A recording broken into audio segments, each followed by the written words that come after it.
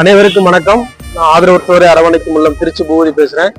நம்மளுடைய கங்காதரன், என்னுடைய நண்பர் கங்காதரன் அவரோட பிறந்தநாள். முதல்ல அவருக்கு இந்த நேரத்தில் நான் வாழ்த்துக்கள் சொல்றேன். இனிய பிறந்தநாள் வாழ்த்துக்கள். இன்னைக்கு அவர் சார்பா சாலையோரமா இருக்கிற ஒரு ஏழ்மை குடும்பத்திற்கு ஒரு வாரத்துக்கு தேவையான மளிகை பொருள் அவர் சார்பா நம்ம வாங்கி தர போறோம். இந்த நேரத்துல நான் அவருக்கு ரொம்ப நன்றி சொல்ல நான் கடமைப்பட்டிருக்கேன். நன்றி.